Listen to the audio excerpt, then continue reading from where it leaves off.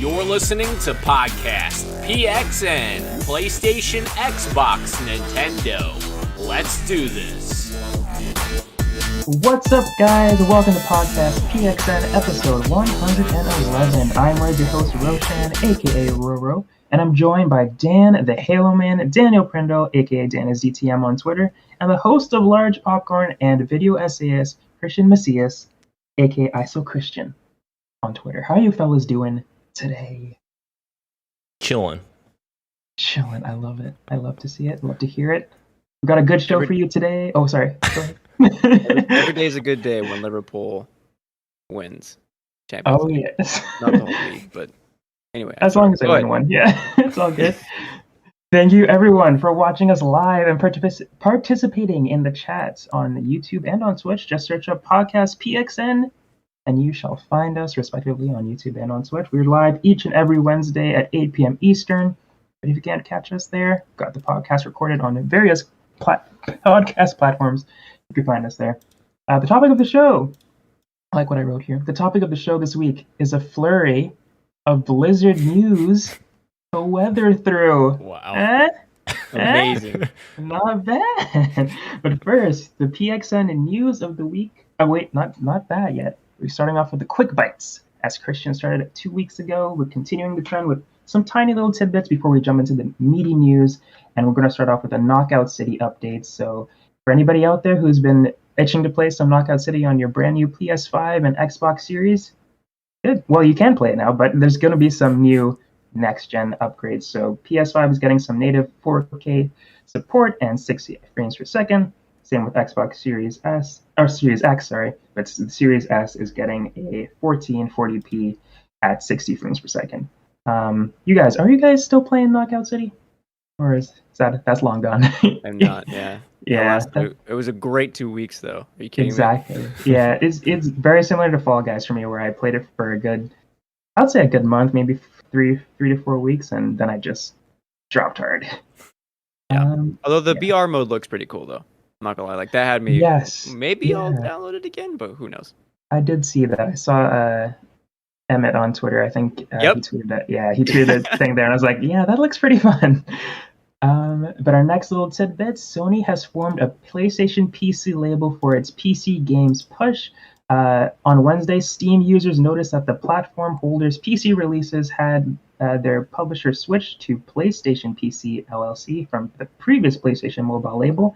So PlayStation is officially, it seems, in the PC game, porting their games over to the PC. I think this label just means that they're going to be doing more of it, and that's good news to me.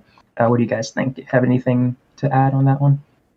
I think I saw on Reddit there was like another NVIDIA, whatever that's called, the streaming tech leak, and there was like 6 or 7 games that were listed on there, which really? Yeah, like Returnal, Ratchet and Clank, some of the big hitters, Returnal.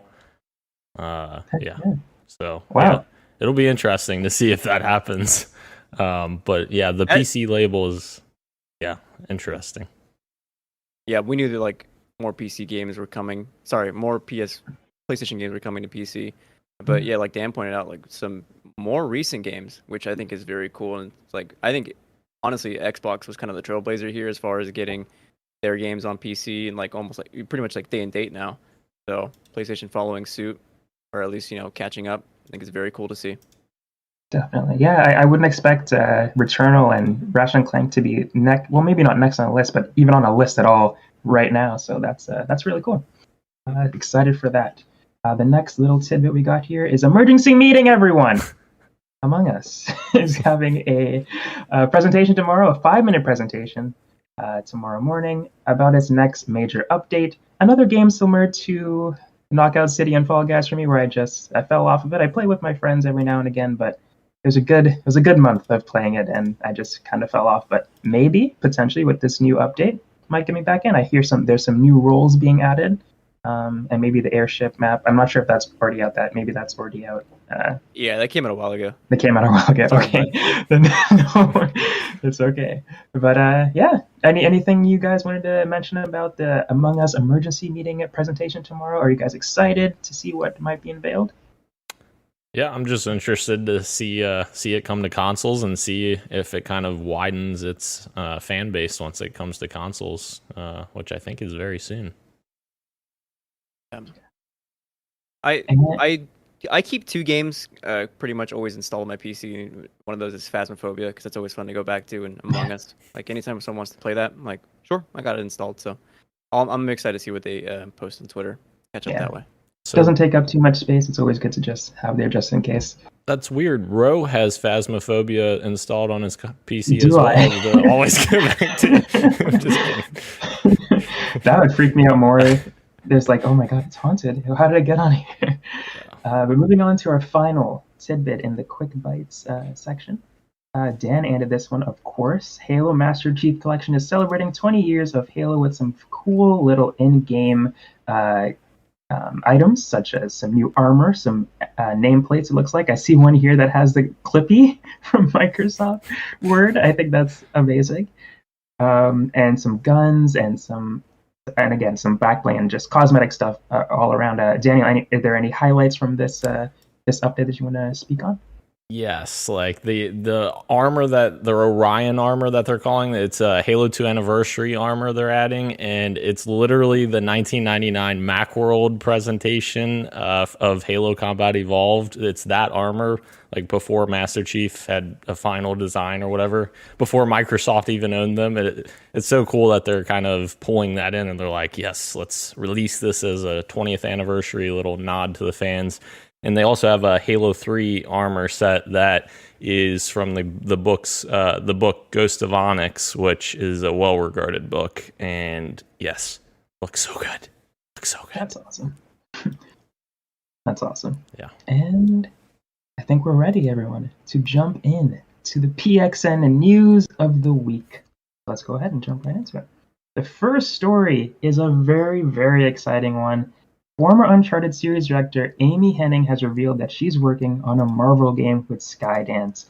I'm reading from Game Informer. Skydance tapped Amy Hennig to head up a new division within the studio to work on games heavily focused on narrative back in 2019. Now we know more about her first game. Well, kinda. We know it's a Marvel game, but it's currently an unannounced title, so there's no telling which superheroes or villains we'll be playing as. However, we do know what kind of experience it'll be. Amy Hennig wrote, after holding our cards close to the vest for so long, we're excited to finally be able to share the news. We're having a blast working with Marvel Games on our first project at Skydance New Media, and we can't wait until we can share more. Excelsior. So, heck yes. Thank God, awesome. Man. Yeah. Or Amy has gotten like the poor end of the stick for so long. I'm so happy to see her get a massive dub like this. Also, did not know Skydance also made games. I know them as like the movie company, so I was like, wait, what? But yeah, very cool. Yeah. Yes, this is awesome. I think they formed this studio around Amy Hennig because they wanted to get into games. Yeah, super cool. Like, what game do you guys think we're gonna get from this? Exactly what I was about to ask. Yeah, me too. Exactly. Like what superhero we have. Like, I'll just start off by saying we have Spider-Man from Insomniac. We're getting Wolverine from Insomniac too. Square Enix took over Guardians of the Galaxy. Apparently, all those games. Well, we don't know what Wolverine's going to be like, but so far, all those games would be great. Marvel's Avengers, it's kind of hit or miss with some people. Yeah. But for Batman, that's DC. But you know what I mean. The superhero games that we've had of recent years have been pretty good. What do you think Amy Hennig is going to bring to the table? What superhero do you think she's going to take on? Daniel, I'll ask you first. So I was trying to think of like what would be the best Marvel character to like tap into Amy's like experience. I feel like a Black Widow game would very well tap into that, because obviously she uses weapons in similar capacity as like Nathan Drake, but like she also has a ton of awesome melee ideas that she could have. And it could be, a super cool like action, adventure game, just, like Uncharted-esque, I guess, except in the vein of Marvel. So I thought that sounds really cool. That does sound cool. That does sound cool. Yeah. So yeah, like Dan, my first thought when I think of an Amy Hennig game is I'm thinking like a third-person linear kind of. Yeah, it doesn't have to be linear. It could be like semi-open world or even open world. Like that's cool too. But kind of narrative-driven game, a la like the Uncharted games for sure. And so like I started thinking like what Marvel property would be cool for like a narrative-driven experience, and like I immediately thought of Daredevil. Yes. Yeah. However, like, well, I like Insomniac's doing Wolverine and Spider-Man. Like, I would love to see like those characters like come together to do something. I feel like with Spider-Man already being in New York, probably Daredevil would be safer for like an Insomniac game. It's like, well, what else could they do? And then I thought like, well, I was thinking more people who are kind of like that badass kind of like beat 'em up kind of person. I thought Moon Knight would be kind of cool. Plus the show's coming out soon as well, so Yeah, I mean, honestly, whatever we get out of this is like I'm gonna be excited for. definitely. Yeah, I'm having a hard time deciding on which character I would like to see the most from Amy Hennig. I think Black Widow would be awesome. Moon Knight would be dope as well. But I think a Doctor Strange game would be really cool to see. Oh. I think that would be awesome. I know Daredevil is the one that we've been asking for time too, as like especially with the Spider-Man game that came out. That's just been bumped up on the list. But I think Doctor Strange would be a really cool one to dive into with all his powers and stuff. Not sure how that looked like as a narrative game, because I just don't know that much about Doctor Strange's universe. But from the MCU, from my MCU knowledge, I would really like to see what a game from him would, or a game with that character would look like.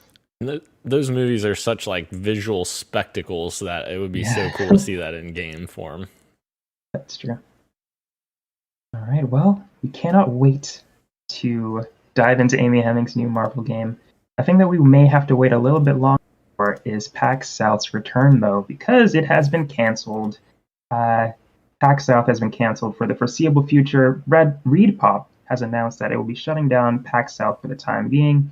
Quote, while each of our other events have flourished, some of them drawing hundreds of thousands of attendees from around the world, PAX South hasn't expanded and to some extent has remained the same show that it was when we opened in 2015, wrote the PAX team in a statement. They continued saying, faced with that reality and compounded by the impact of COVID-19, we have made the difficult decision to bring PAX South to an end for the foreseeable future. End quote. Understandably, fans who are looking forward to PAX South's return in 2022 will be disappointed. However, the wording in the statement suggests that it could return sometime down the line in a more favorable conditions, if more favorable conditions happen. So PAX South, of course, one of the many PAXs. PAX East is, I think, the most popular one. Is that fair to say? That's like the biggest PAX. Yeah, PAX show? that used to be like PAX Prime before they changed it to PAX East. Right. Yeah. Yeah. So I haven't been to any of these shows before. But maybe you guys can speak more to what this means, PAX South being removed, or is it that big of a deal if PAX East is still a thing? Christian, what do you think about this PAX South being canceled news? Yeah, I mean, I can like from a business perspective, I can certainly see why it's justified. I mean, they state in the article that it just have been seeing the growth that they needed. It's been like the same kind of show since 2015, and certainly, of course, I'm thinking COVID has something to do with like numbers, like as of lately. I started thinking of like there was like a recent. I don't think it was PAX West. It might have been. But it was just like dire. There was no one there. There was no booths anywhere, and it was like all over Twitter for a solid day or day and a half. And I don't know. Like I guess like the state of cons in general are kind of up in the air right now, and that's gotta be COVID stuff. I'm guessing. There's like speculation that PAX West could be next on like the cutting room floor, I guess, in terms of like canceling cons, but. That one seems to be pretty popular. Like I've seen tons of people that go to PAX West. It's still a big one, so I'm not sure about that. But I think it's certainly sad.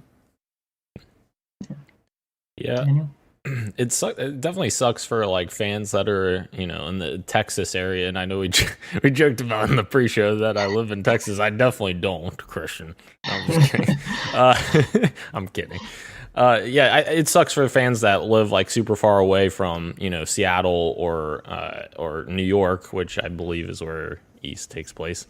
And it's kind of, one less avenue for those fans to kind of get into, these cool social events to talk about games and see their favorite creators and listen to panels and all these things that you get from these cool conventions. So it does kind of suck for those people. I think it would be cool to go to a PAX event, but I've never been. So maybe PAX East sometime, because, that'd probably be closer than Seattle. Yeah, I always wanted to go to one of these conventions as well. Just any of them. Anime North is the closest one to me in Toronto, and I've been meaning to go ever since I knew it was a thing. Someday I will, and hopefully someday I'll be able to go to a PAX as well someday in the future. Bring back PSX, man. Those are Yes, those cons were sick. PSX, yeah. And I wanted to go so bad, but there was one time that I just signed up for like the digital event one year, and I got in, and it's like, oh, this is as good as it's gonna get, huh? Okay. Oh, it's basically as like just watching it on Twitch, but it was fun. I'd much rather be there though. But someday. Moving on to our next story, Sega and Microsoft announced a strategic alliance. Sega and Microsoft have announced that they have agreed to a strategic alliance that will see Sega produce games built on Microsoft's Azure cloud platform. Announced in a press release, Sega explained that the agreement is part of the company's Super Game initiative, which aims to create new and innovative games focused on global online communities.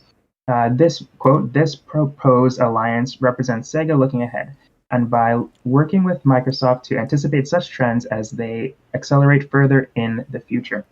The goal is to optimize development processes and continue to bring high-quality experiences to players using Azure cloud technologies, said Sega in a statement.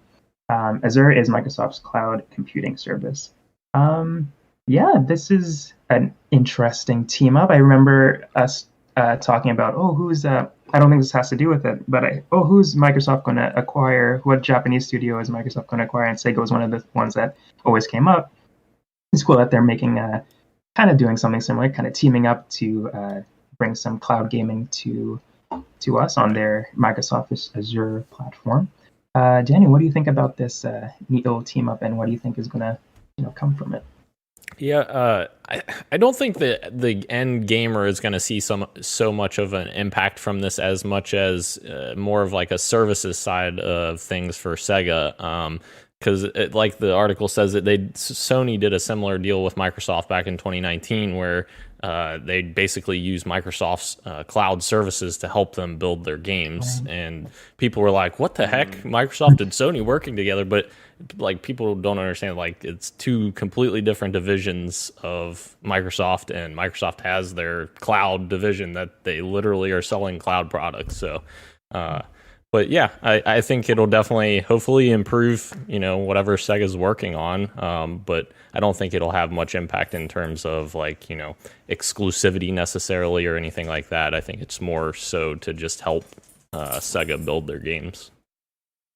So what you're saying is we shouldn't expect Bayonetta 3 to also come to Xbox? Probably not. Yeah. Okay.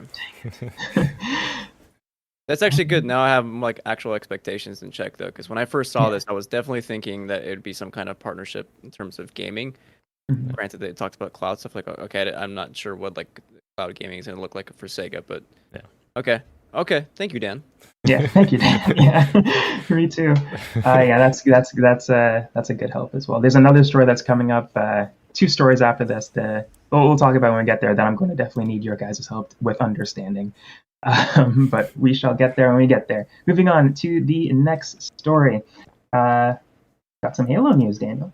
More early access. More Halo news, yes. According to a new image, one of Halo Infinite's editions may have leaked, it being an early access digital bundle.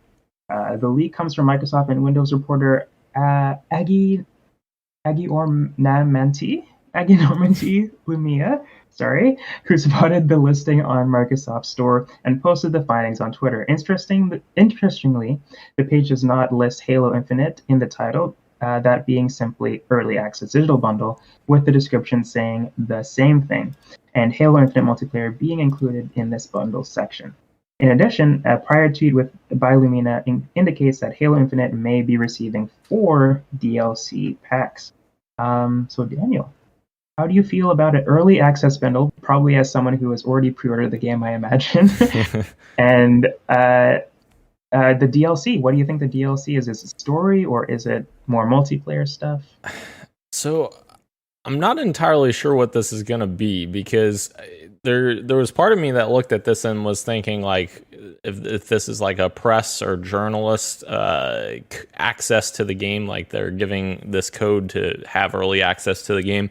But the weird thing about that is it wouldn't show up in the store, which I saw people commenting below that it wouldn't show up in the public store if it was something like that.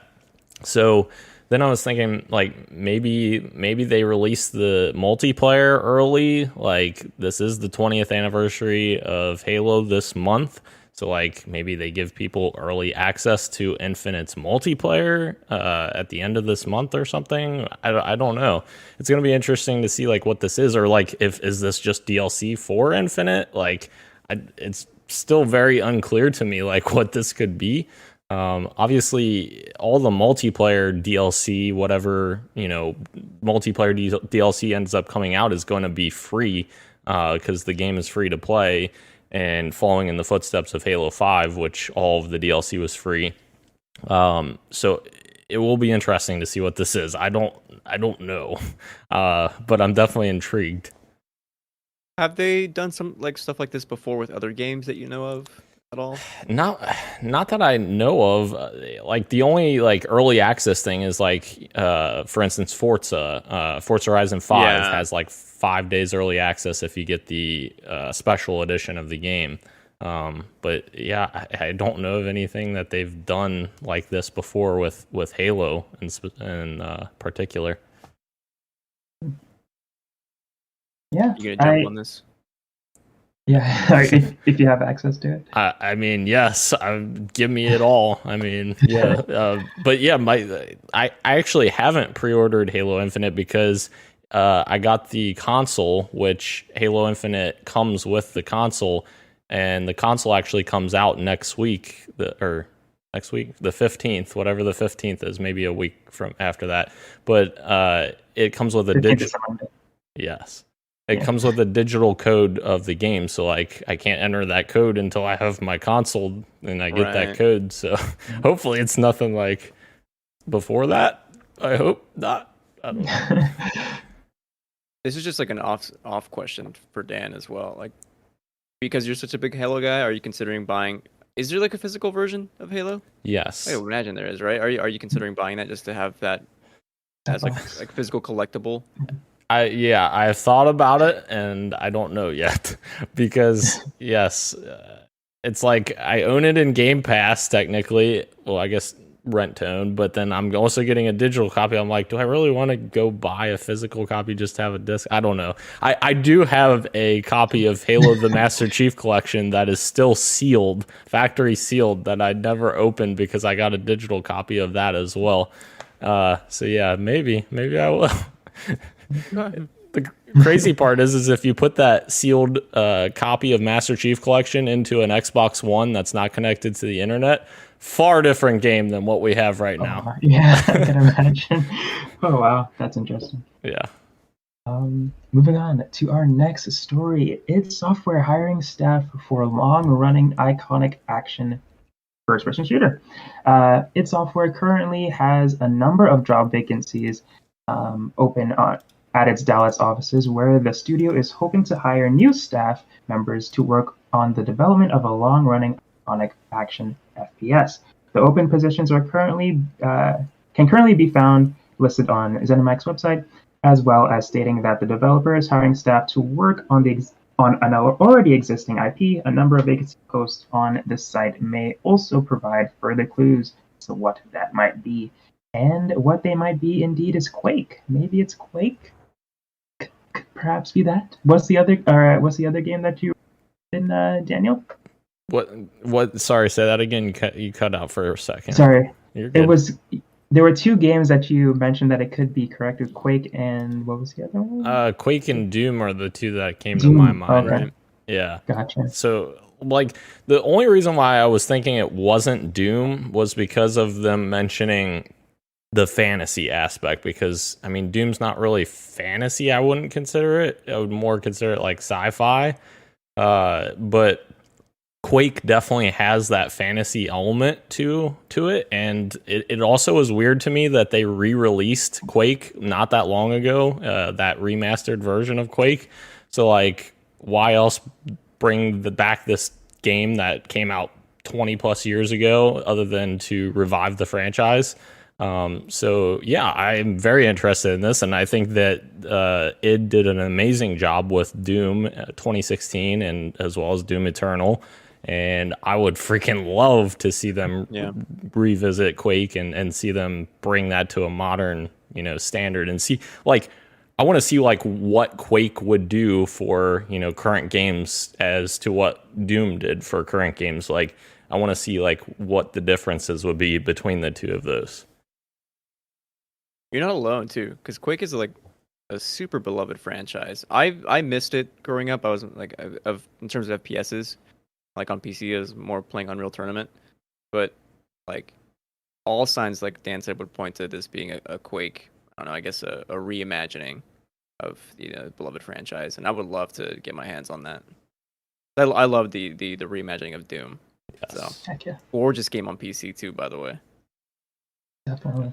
Yeah, Quake was one that I missed as well, but like Christian, I loved Doom, and as we've talked about on the show, first-person shooters aren't usually my first genre to jump to, but I love Doom, and Doom was so fun. Everything about that game, the fast-paced mechanics, everything. The difficulty was a nice challenge as well.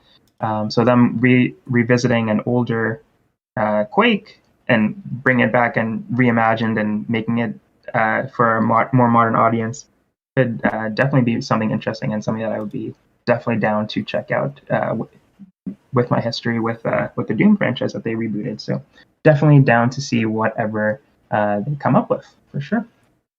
Moving on to the next story, and this is the story that I alluded to earlier.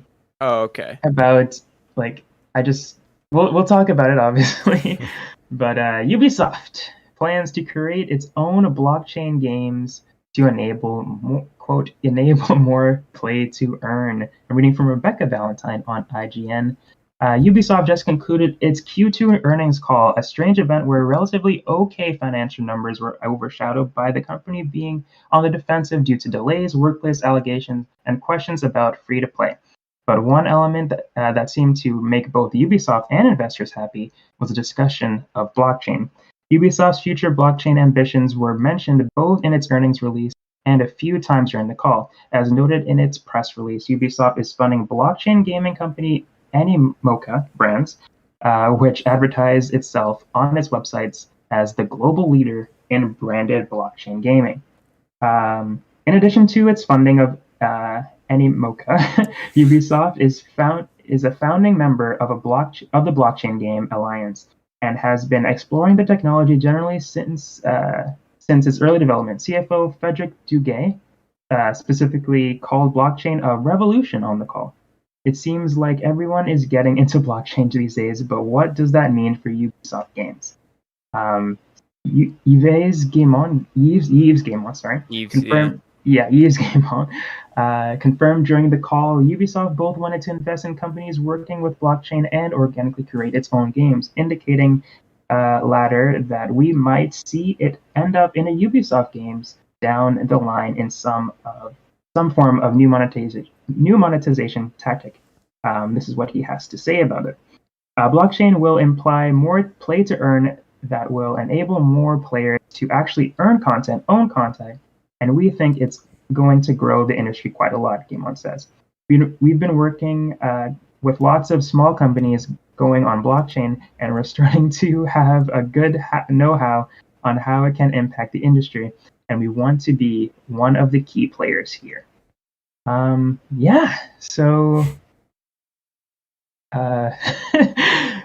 yeah, that's as I said earlier, this is the one that help understanding as to why they are doing this one. Why?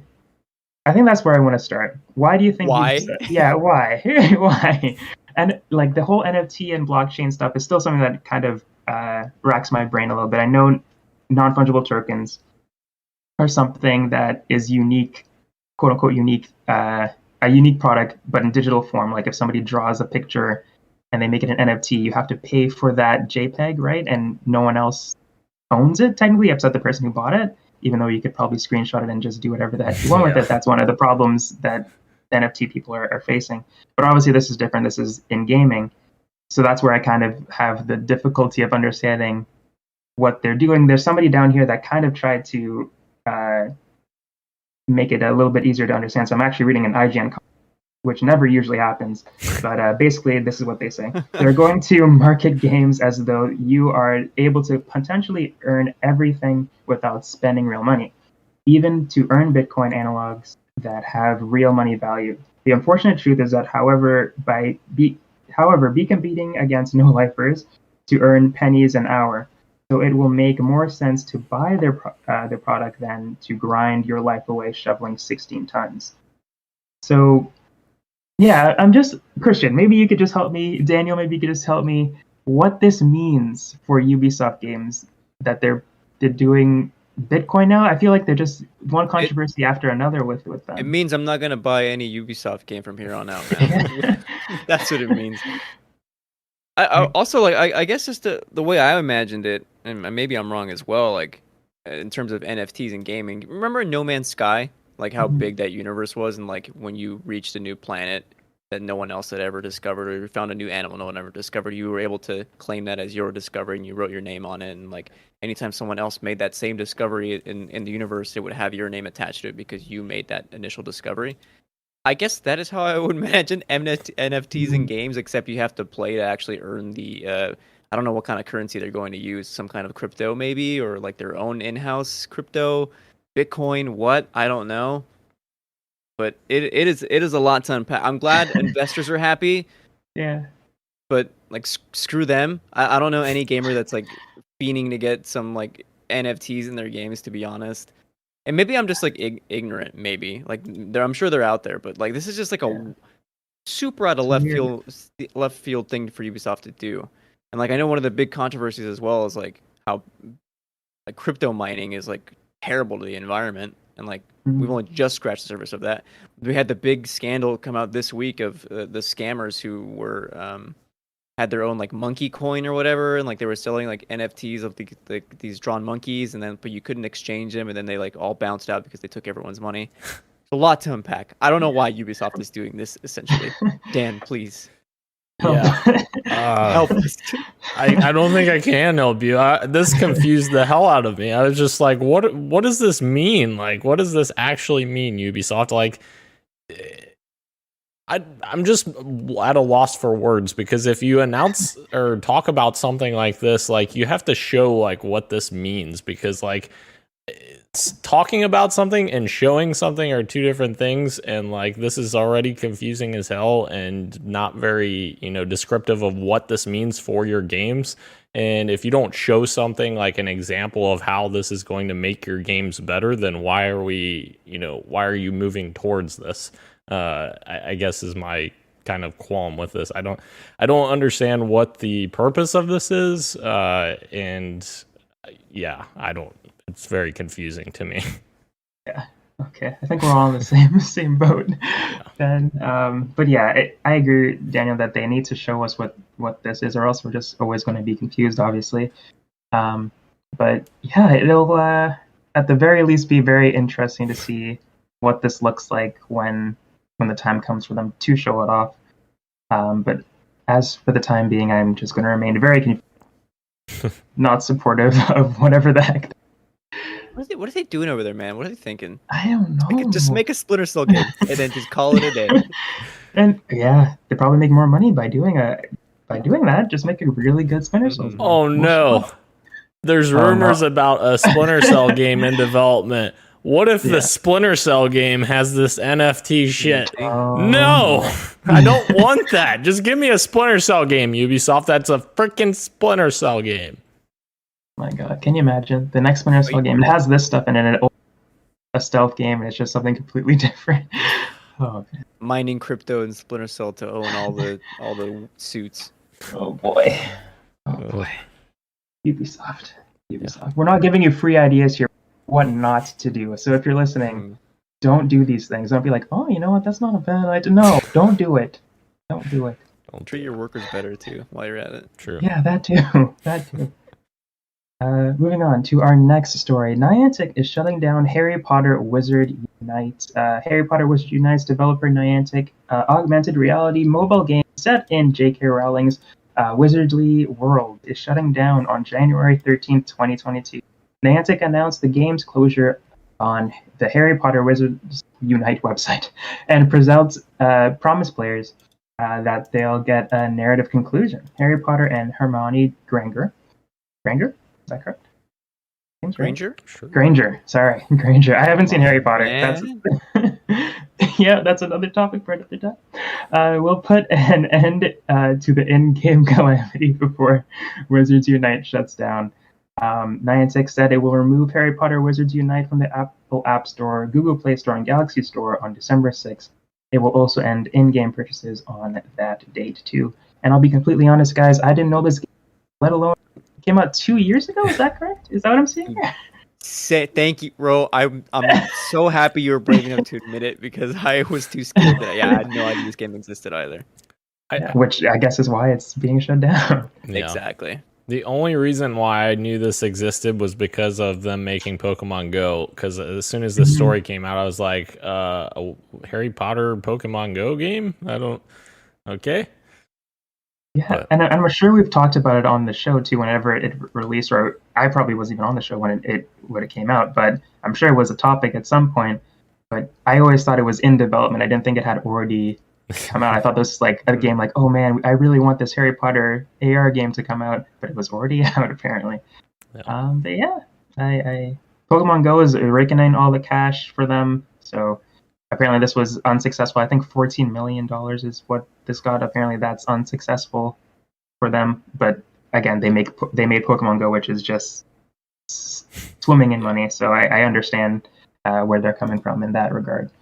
One of the greatest summers of my life. Am I right, guys? Yes. Yeah. Oh my gosh. Such a great game. It was just fun. Just fun, yeah. What got me to go outside? Yeah. Yeah. That's the only thing that got me to walk around my college campus when I was going to school. I literally went to college with the mindset of I'm here to go to school. That's it. I'm going home. I'm going to school. I'm going to class. Wow. Went home, and then Pokemon Go came out, and then I started to explore campus for the first time ever. Like, oh my gosh, we have washrooms here? Yeah. Dude, one day I'll tell you guys about my PlayStation All-Stars tournament in my college dorm. Ooh. Ooh. Is this a PG story or is this an after hours? Oh, yeah, story? of course. No, PG. All right, just checking. Yeah. Moving on to our next story. Netflix Games has announced, or has launched today, actually, on Android devices. And it's got a banger of a lineup, guys. Stranger Things 1984, Stranger Things 3, the game, Shooting Hoops, Card Blast, and lest we forget, Teeter Up. The Netflix subscription is necessary. iOS is coming in the future as well.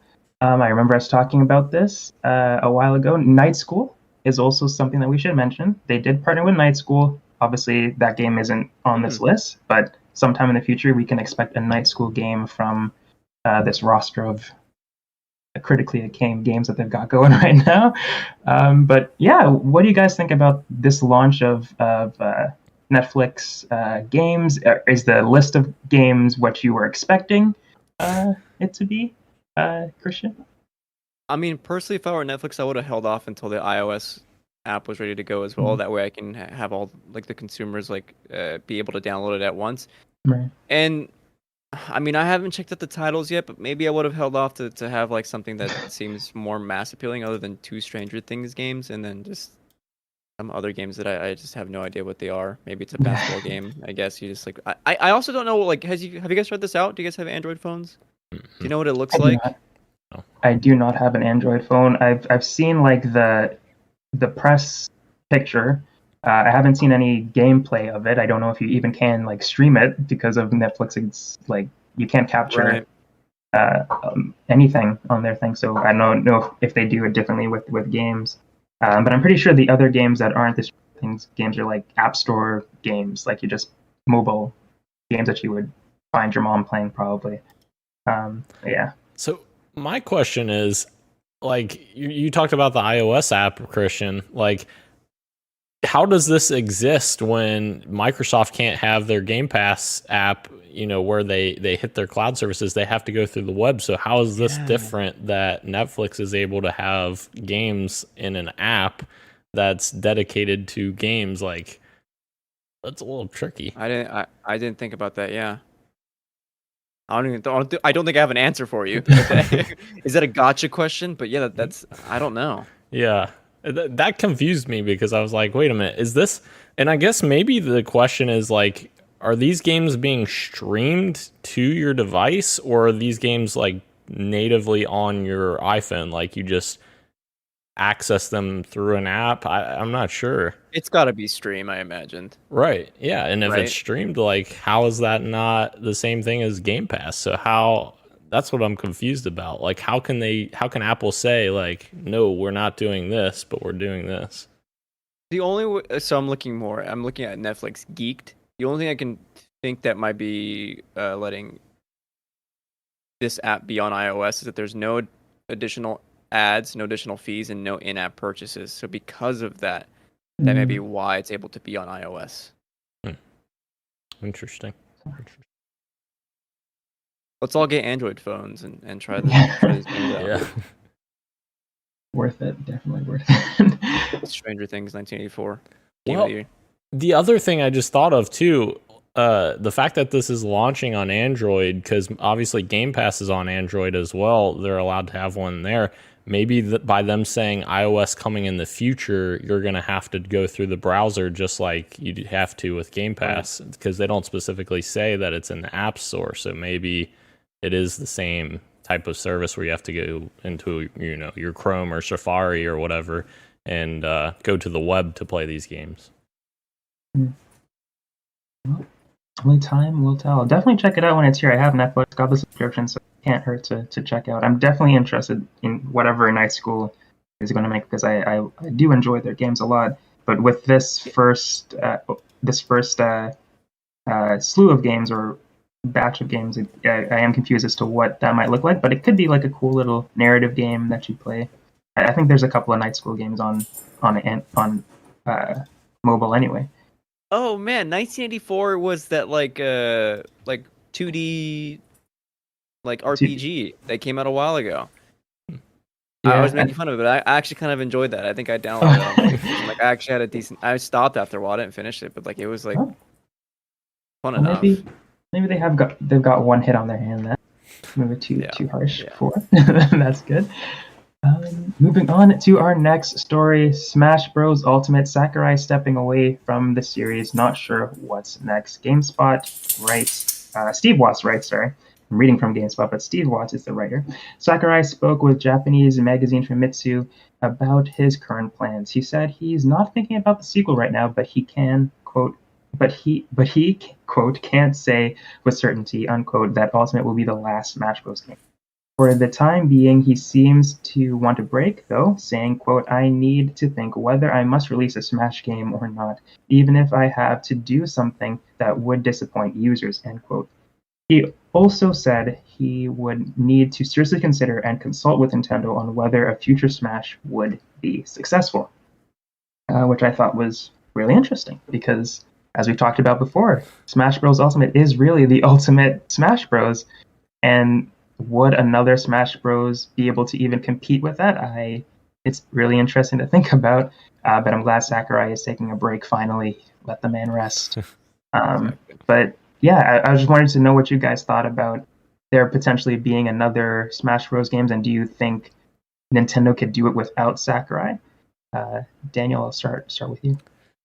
Personally, like, I think it would be super cool if they let Sakurai, take a rest, whatever, however long you need Sakurai, and then for whatever their next console is, bring Ultimate back into the next console, whatever it is, with a new fighter pack and continue the train. Just keep expanding the roster. That'd be nuts. Yeah. I'm sure like licensing and stuff might not allow that, True. though, right? True. Yeah. Damn legal stuff. Damn, Do you guys? Apparently, I learned just by being online and by reading around this stuff that Nintendo tried making a Smash Bros. Game without Sakurai once, Oh, they did. and that it wasn't going over very well. Wait. Sakurai was just like kind of, What's up? Wasn't the last Smash Brothers? Wasn't that made by Namco Bandai? Talking about the Wii U one? Yeah, and the 3DS one, because they were kind of similar. Oh my god, there was there was like it was Wii U plus 3DS. Yeah, I think that was made by Namco because I think they outsourced it, and people were like, "What the heck? You're outsourcing your most beloved franchise?" That'll be interesting for sure to see what happens. And obviously, they got all these licenses one time. Maybe they can do it again. Just do it again. Yeah, I would. According to at E3 2019, Nintendo announced that Sakurai was working on Smash Bros. For Nintendo 3DS and Wii U. So did he? So he did have a little. I don't know if he was super involved with it, but apparently he was at least a little bit involved with the 3DS and Wii U ones. So that's good. But that also helps us. Well, it doesn't help us, but it begs the question: is would Nintendo actually ever do it? Would they actually ever do a Smash Bros. Without Sakurai, and would that be a good idea to do that? Not that all the Smash Bros were bangers, because they definitely weren't all bangers. But do you think it would be? I don't think it would be good. I think they should wait until Sakurai returns to continue the series, and just like I keep saying, Ultimate is such a great game that I don't think they need to rush out with another one anytime soon. If like 5 to 10 years pass and Sakurai's still not feeling it, I think it'd be worth Nintendo looking into designing another one without him. And I think by then we'll be like interested in buying another Smash Bros. Even without Sakurai, just because enough time has passed. Definitely. Also, I'm a dumbass because Bandai Namco also made Smash Brothers Ultimate with Sakurai. So, they just work on the games. Okay, yeah, I didn't know that either. But that's good to know. Moving on to some more Nintendo news. Donkey Kong movie starring reportedly in development. Let's go. A solo Donkey Kong movie is reportedly in the works, with Seth Rogen set to reprise his upcoming role as the iconic Nintendo character. According to Giant Freaking Robot, Donkey Kong is the next Nintendo character heading to the big screen following the upcoming Super Mario Bros. Movie starring none other than Chris Pratt as Mario. As well as Key. What's Michael Key? That's his name, correct? Keegan Michael Key. Yeah. Keegan Michael Key as Toad. I still can't get over that. I cannot wait to hear him as Toad. But what do you guys think about Illumination is going to be working on this, so the same studio that's working on the Super Mario Bros. Movie with Chris Pratt as Mario. And does this excite you? Do you think we're going to get Peach movie with starring Anna Taylor-Joy in the future as well? Maybe a Toad coming of age story with Michael Keegan Key. What Christian is shaking his head. What do you think about this Seth Rogen Donkey Kong news? I'm so tired, man. I knew it was gonna be a matter of time before we started getting the one-offs, and obviously, you know what? Good for them. Like make your money, whatever. Like you're a business. I get it. But I know I'll watch too. Yeah, they got us. I mean, they got us. Yeah, the Illumination movies, they're cute movies. I'm not gonna lie to you. Like I've seen one of the Minions movies, like half of it when I was like babysitting or whatever. Like I enjoyed those 45 minutes. So like I understand, and like getting the IP to like a new generation of people through Illumination movies, I think is probably like a smart thing for Nintendo. It's only gonna like bolster their brand. So power to you. But like having this on top of Chris Pratt be not just Mario but Garfield in the same week, it's too much. Right? It's too much for me to process. We truly are living in a simulation. We have to be. Daniel, what do you think? Yeah. Number one, like, do we even know that Seth Rogen is gonna be good as Donkey Kong? Because I'm still like, what is this gonna be like? Oscar winning, Dan. Yeah, Oscar winning. It's him like smoking a joint the entire time, like laughing hysterically. It's like I want to see like what his take on Donkey Kong is before I say like, oh yeah, I'm all in on this movie. Like maybe Nintendo, you should probably wait for the Mario movie to come out before you start working on. They heard his Donkey Kong laugh and they signed him for 3 movies. Yeah. In Nintendo's / Seth Rogen's defense, who would play like a good Donkey Kong? The only like reference we have is that Donkey Kong 64 animated movie, and that was terrible. I love the music. I really love the music, and I unironically like the voice actor for Donkey Kong, but I don't think it's like Yeah, you're right. Yeah, definitely right. But I know what you're saying. Like I enjoy it, but I know it's not a good movie.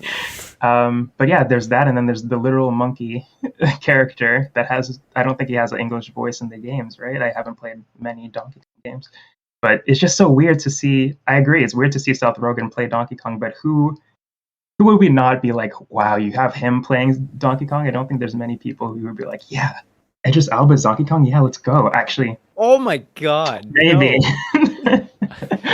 Honestly, yeah. I think Seth Rogen's probably like one of the better. The best choice, yeah. Yeah.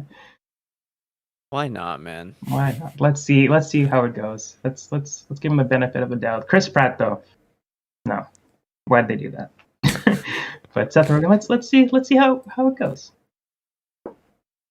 Moving on to the next story. I probably should have put this in quick bites, but unless you guys might have some deeper thoughts to talk about, I know Christian. It's like, how dare I? Elden Ring is getting a 15-minute glimpse on November 4th, my sister's birthday. Wow, happy birthday. To her. Happy birthday to her.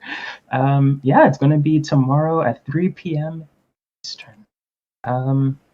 Christian, I know you are the Bloodborne Dark Souls guy. How excited are you?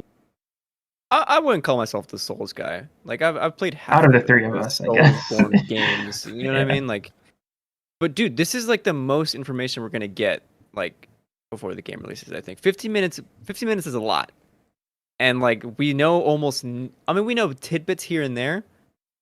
We got the deep dive into sort of like what we can expect in terms of gameplay, in terms of the world, but like seeing it in action is gonna say so much about like what the game actually looks like running. People don't know like how it actually plays. Is it going to be more Bloodborne like, or is it more Sekiro like? Like that contention is still like up in the air, like in the Souls communities. I'm not even part of the Souls community, but I guess on like Twitter discourse. But yeah, like it's gonna really show a lot in terms of what to expect for the game, and I'm super excited. Heck yeah. Play Bloodborne, bro. For the 3rd time, I will attempt to play Bloodborne. I swear, I'm honestly in the mood for it. Stream it, and I'll be in chat guiding you. Oh, maybe I will. Christian, I mean, not Christian, Daniel, sorry. How excited are you for the presentation tomorrow? I'm excited for all those people that are excited. Yeah, nice. Obviously, people know my past from games, and no, it doesn't go well for me. Not a good relationship. Not a good broken controllers. Yep. Pissed off Daniel. Not a good look. Not a good look at all. And in fact, if I stream that game, people might see a side of me they wish they never saw. Yeah. But yeah, as I said before, I'm not a huge Soulsborne guy. I've tried Bloodborne before, 2 times to be exact, and I just haven't gotten super deep into it. Just not into that sort of gameplay. There are some that I've liked, like I've said, Nioh. I enjoyed Nioh quite a bit. And Code Vein I enjoyed quite a bit as well. But yeah, that's why I'm excited for tomorrow. I want to see what this looks like, and if this I keep saying I want to try Elden Ring, and tomorrow I think that'll be the nail in the see if I really will pick it up to see what this game really plays like and everything. So I'm definitely excited for the stream tomorrow. Absolutely, and yeah, yeah. Go ahead, Christian. I'll have to sign up for the network test. Oh yeah, I forgot to sign up for the network test. Oh no. Uh-oh. It's okay. They announced tomorrow that you can play the network test right now after the stream ends. I'm Better applying sign right up. now as we speak. Better sign. Good. While Christian is doing that, Daniel, Yes. what you got for me? I've got a lot this week, surprisingly. I've been busy. Far Cry Nice. 6, I started it. I really like the Far Cry games, and I started this one, and I'm like, I like it, but I'm not in the mood for it. And I immediately shut it back down. I played like an hour of it, and I was digging the vibes of the world and exploring and everything. And then I was like, I'm just not in the mood for this type of game right now. So I set it aside. It can sit in my backlog for a little bit. But a game and that is, sort of not in my backlog is Metroid Dread's demo, which I played almost immediately after the podcast last week. And that was actually a good time, guys. And the only thing that worries me about possibly picking this up is I did get frustrated to the point where I was like, all right, I'm done with the demo for the night. And I didn't go back to it. But that little, I forget what the creatures are called, but the things that follow you and like you instantly die if they touch you. The Emmys? The robots? Yes, I was like getting very frustrated at this one point because I couldn't figure out what the heck to do. I couldn't figure out where to go. And then I realized what I was supposed to do. I was supposed to go around, double back, and then go around. And I figured it out. But that part really frustrated me. So I was like, all right, I need to take a breather from this. But I played like a solid 45 minutes to an hour of it and really enjoyed the demo. And that's really cool that they released that because definitely got me more interested in it for sure. So maybe. How long is the demo, by the way? I don't know. I didn't finish it, but definitely more than 45 minutes to an hour because that's how long I played it. But I had a feeling that I was getting close to the end of the demo just from like, kind of get a feel for that kind of thing. So I would imagine like maybe an hour and a half tops would be my guess, which is pretty solid. But yeah, the last game I've been playing, which I immediately bought one day, I think it was Friday maybe, and I was like, all right, I need to dive into this because there's been so many people talking good about it. Guardians of the Mother Effing Galaxy. Enjoying Galaxy. Yes. I've been enjoying the heck out of it. It is a very, very cool game, and it is definitely something that I want to play right now as opposed to Far Cry 6.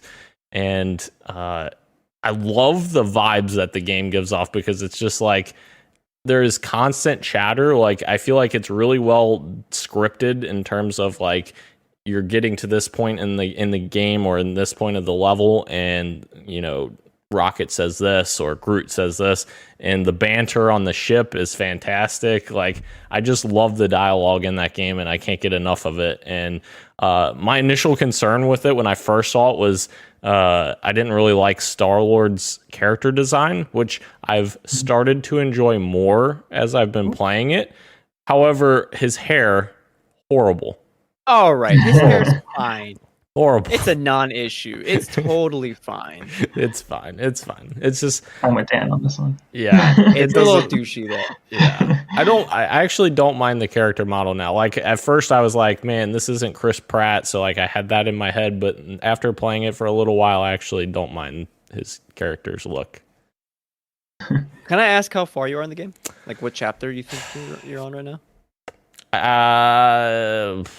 I just finished the first world, I think. So not very early on then. Yes, very early on. Dude, oh my god. Yeah. I'm gonna jump in on this real fast. Okay, yeah, go for it. I was gonna pass it off to you, absolutely. Yeah.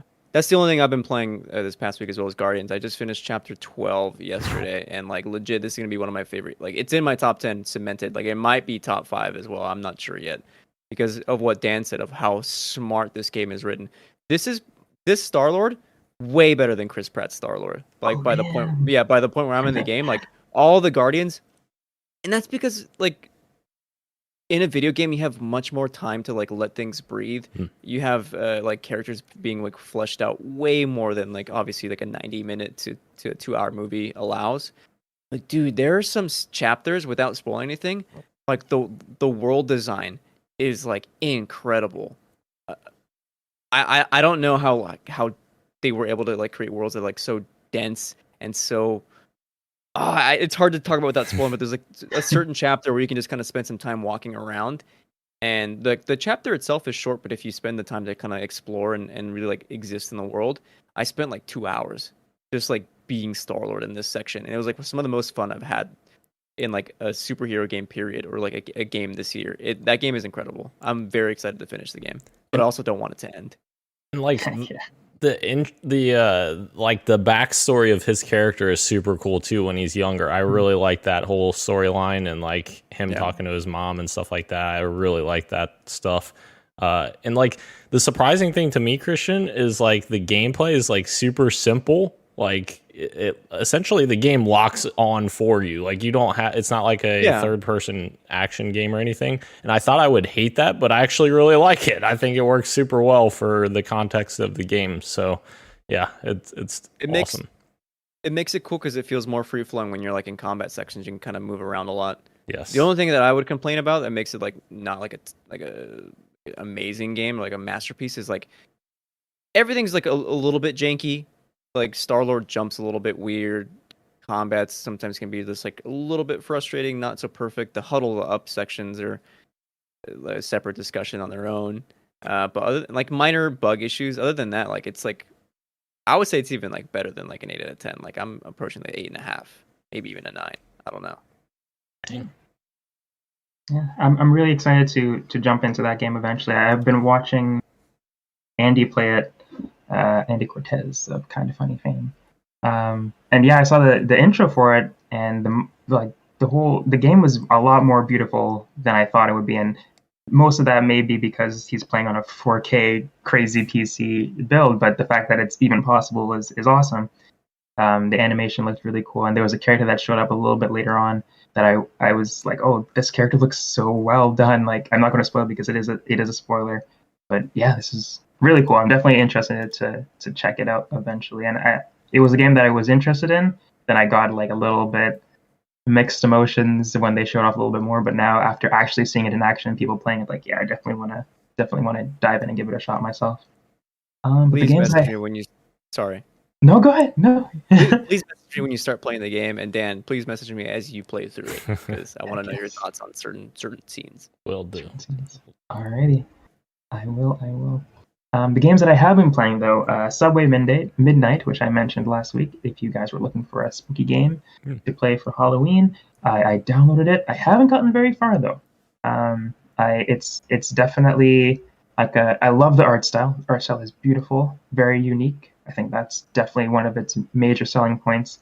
I think a lot of people do enjoy it, but right now I'm still, again, very early on, so I don't have too much to report besides it being a really pretty game, and I'm intrigued by the story. There isn't much story just yet. It's more of like learning what's going on through the environment of it. But I'm definitely intrigued to learn more as I go through it. I think it's $11 is how much I pay, and that's Canadian, so it's pretty cheap to dive in. And the other game that I've been playing is Voice of Cards, the Dragon Isle Wars, which is a Yoko Taro game. You may know him as the Nier Automata guy, the Nier franchise in general, actually.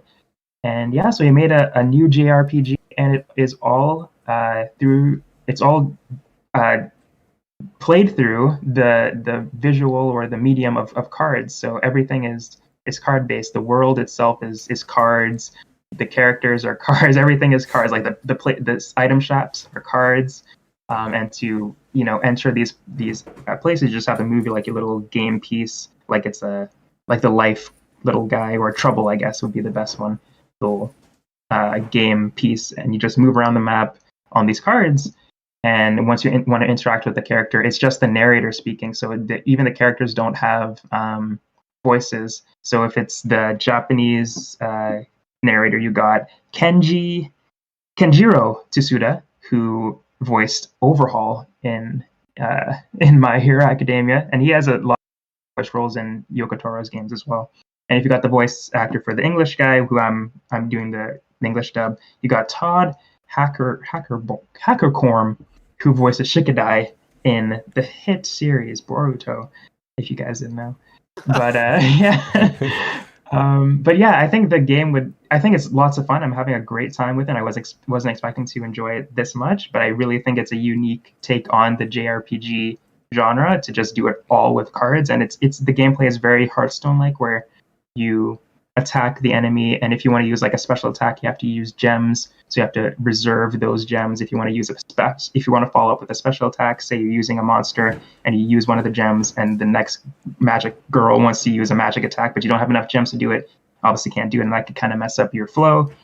But yeah, and I also think that the game would really suffer if the narrator was amazing and the voice acting is fantastic. Even though it's just one guy, it's awesome stuff. So I'm having a blast listening to this man's beautiful voice as I play some JRPG goodness. So I'm definitely going to have some more to report as I continue down. It's very like one note right now, so it's nothing super special. I'm having a good time with it. It's just I know what I've gotten myself into right now. I have a feeling that there's going to be a twist later down the line, as it is a Yoko Taro game. I'm sure there's going to be something crazy that happens later down the line where like maybe there'll be voice acting all of a sudden. All these characters have voices and we're not card games or something. Something crazy is going to happen later, I'm sure. It's gonna make you sad. Is what's gonna happen. Probably. But yeah, that is what I'm playing. And now, gentlemen, we are finally in the topic of the show. Warning: Blizzard incoming. We've got a flurry of Blizzard news happening now. The first of which is Bobby Kotick, Activision Blizzard CEO. He's going to be taking a pay cut in his his big paycheck. So Activision Blizzard CEO Bobby Kotick says he'll receive minimum wage pay. Quote, transformational gender-related goals are met. Reading from Game Informer. In an open letter released today, Activision CEO Bobby Kotick says he'll be receiving the California minimum wage for salaried employees until the company's board of directors has achieved transformational gender-related goals. Kotick laid out those goals in a letter released on October 28th. And at first reported by Video Games Chronicle, and he claims that his reduced salary will be $62,500. He also notes that, quote, this is a reduction in his overall compensation and not just a salary. The CEO claims he is asking not to receive any bonuses or be granted any equity during this time. Quote, I truly wish not a single employee had an experience at work that resulted in hurt, humiliation, or worse. And to those who were affected, I sincerely apologize. Kotick writes, quote, you have my commitment that we will do everything possible to honor our values to create the workplace every member of the team deserves, end quote. And these are a list of the goals that he wanted to reach. One, we are launching a new zero tolerance harassment policy company-wide. Sorry. We will increase the percentage of people in the workforce by 50%, and will invest $250 million to accelerate opportunities for diverse talent. Number 3, based on feedback from employees, we are waiving the required arbitration of sexual harassment and discrimination claims. 4, we will continue to increase visibility on pay equity. 5, we will provide regular process updates. So yeah, Bobby Kotick is setting out some goals for the Activision Blizzard company, and he's also taking a paycheck until these goals are met. Guys, what do you think? Do you think this is... Well, what do you guys think about this news? Daniel, I'll start with you. Yeah, I think these goals are definitely great and a great step for them. It is funny that he's almost lauding his the fact that he's not taking a salary of millions and millions and bonuses and all that. He's like, I'm just taking $62,500, guys. But like that's definitely not the highlight of this story, because the dude's gonna be fine whether he makes 62,000 or 2 million, because he's got millions upon millions that he's earned over the past however many years he's been Activision CEO. So yeah, this is definitely a great step with the goals that they've outlined here. And I guess it is a little nice gesture, I guess, by Kotick to say, all right, I'll not take anything over the minimum, which, my goodness, 62,500 is the minimum for salaried employees. What? Yes, I'll sign up for that. Well, not really, but Yeah. Yeah, I was a little bit higher on it than Dan initially because like you normally don't see gestures like this from CEOs. Like they're always usually mostly talk and not action. Mhm. So to see like a CEO actually like take an actual pay cut until things happen was a pleasant surprise for me. I mean, granted, Dan's context is kind of like, well, he still has a lot of money. He's still gonna be well off, and he still is making a good chunk. So, like, there's a little bit of grain of salt, right? But I also like, honestly, I do really like the transparency of what they're like listing out each and every goal and what they're trying to do. Like, this is legit a very good step in the right direction. Something we were talking about, like a month and a half ago when all this stuff was going down. Like, we need to see meaningful action take place. And it seems like they're actually trying to do it. Granted, there's been many missteps along the way, and they deserve so much criticism for it. But being on this side and like, for me, like one of the big things that I saw was number 2 was having an increased percentage of women and non-binary people in our workforce by 50%, investing $250 million to accelerate those opportunities for like diverse talent, and just D&I is like the big thing in what like companies trying to do right now. Like everything needs to be like diverse and inclusive because like that's how things should be. Obviously, the workplace culture was not that for the longest time, and that's like a huge issue. So to see them take these meaningful steps, like it really does make me happy. Yeah, I agree. I think it's again. I agree with both of you that one, he has a lot of money. Two, I think it's also a good idea that he did that in the first place. That he even took the cut at all. And two is also a highlight for me too. I think that some that they're working to make a more diverse workplace environment at Activision Blizzard, where it isn't, to my knowledge, isn't that diverse based on what the accusation that we've heard, or at least the community is a very toxic one at the very least, which is something that it seems that they're trying to combat, which is great. But yeah, 50% is a big percentage, so that's, hopefully we do see hopefully the company does see these goals come to fruition, and by that coming to fruition, we just get better gaming environment in general. Just the games are, not to say that the games would be better or anything, but just well, I guess they could be, because the work environment for the people working on it, so maybe they'll enjoy coming to work a bit more. So I think that's great news that they are trying to make steps in the right direction, and yeah, I'm all for it. I'm excited to see the goals actually be met, though. So as we all said, this is obviously great. These are obviously great ideas and great words. Just want to see the actions also follow them up. So yeah. And I feel like the $250 million investment to accelerate opportunities for diverse talent, I feel like that's more important anyways, because like obviously you have to have the talent there that are diverse in order to hire them. So like I think that $250 million will come a long way in bringing other people that may not have necessarily went down the path of game development or marketing in games or whatever else game jobs there are out there. So I think that's really probably one of the highlights for me. Hope they're not doing it just for PR. For sure. Moving on to our next little Blizzard story, Diablo 4 and Overwatch 2 delayed, and Jen O'Neill steps down from the leadership role. Reading from Imran Khan on Fanbyte, it has obviously not been a great year for Activision Blizzard between the numerous state lawsuits about violations of labor law and just, general awfulness. There hasn't been a lot for the company to hang their hat on in the game space to distract most people from all that either. That problem is only exasperated as two of the publisher's biggest upcoming titles, Diablo 4 and Overwatch 2, have been delayed to an intermediate point in the future. The news comes from an Activision ahead of their quarterly earnings calls, stating that both games, quote, are now planning for a later launch than originally envisioned, unquote. Seeing as how neither game had a public date but were presumed to release in 2022, it's entirely possible they're missing their internal target dates, and even may slip for past 2023 or beyond.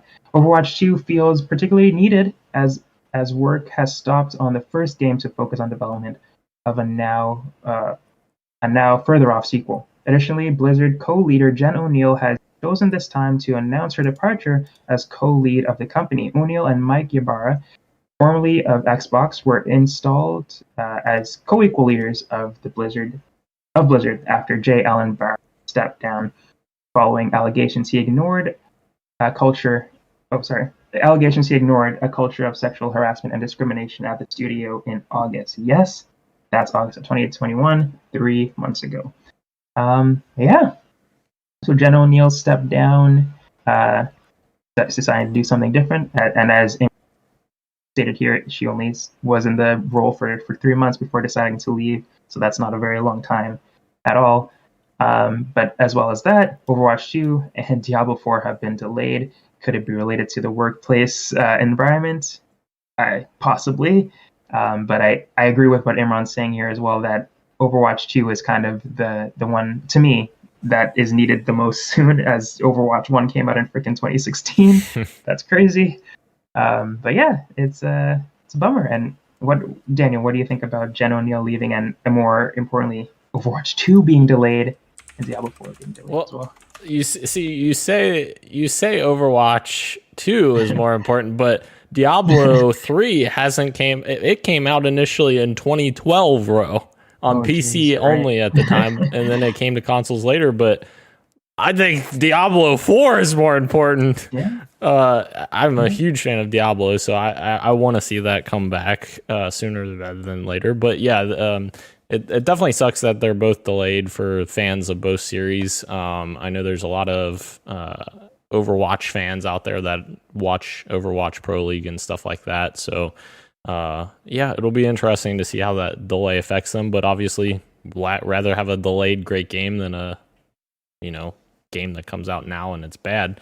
As far as the Jen O'Neill stuff, I thought she posted a really nice letter to the Blizzard community that she kind of discussed why she was doing this and everything else. And I thought this was another good step by Activision, where Activision also worked with her on her leaving, that they're agreeing to make a $1 million grant to Women in Games International, which is a fantastic nonprofit organization where she is actually a board member, which I thought was very cool. And she talks about how that will help cultivate and advance equality and diversity in the global games industry. So very cool that even with her leaving, it is, bringing out some good in Activision, I guess, and kind of going to a good cause there. So yeah. And Mike Ybarra, I feel like I told you guys this the last time when they announced Mike and Jen were co-leading. I think Mike will do a great job, and Mike's a good person, at least, from what you can see from the outside. Right. You can only see so much. You can't see, everyone's life 24/7, but Mike seems to be a good fit, and maybe bring someone else in to replace Jen, but I don't know. It'll be interesting to see how that shakes out. I'm very curious to see what she'll do next. I know she said, like, in her blog post that she's not quite sure what her next step is going to be, because she wants to focus on, like Dan said, helping just like women in gaming specifically, and just towards the culture of like having a diverse and healthy work culture. So like whatever shape that takes, I think is going to be like, I'm excited to see, like, just in general, people start doing stuff like this, because gaming can be a very toxic place. So to see Jen be inspired by what they're doing currently in the office, and to take that and be like, okay, well, now I want to not just do this on the Activision Blizzard side, but just in games in general. I think that's a very cool and brave of her to go on that journey. As far as Overwatch and Diablo, I never really had faith that Overwatch was ready to go, and to begin with, like, to me, that I didn't think that game was ready. People still didn't like that they're changing the team balancing, right? It was like, Right, yeah. So I don't know. Like Dan said, the delay is probably a good thing. Although I can't speak for Diablo as much. That I know less about. But Overwatch, yeah, it did not seem ready to go. More time in the oven is probably a good thing. as Halo Infinite can account for. Very true. Very true. Very true. Well, guys, if there's not anything else you want to add, I can close out the show here. Nothing. All right. Let's make sure Dan plays Metroid Dread. Yes. Well, thank you everyone again for watching us live on YouTube, Twitch, and on Twitter, as well as podcast services everywhere, including Apple Podcasts, Google Podcasts, SoundCloud, Spotify, and Stitcher. Thank you, everyone. Thank you, Christian. Thank you, Daniel. I've been Roro, and later will be greater. Much love. See you in the metaverse.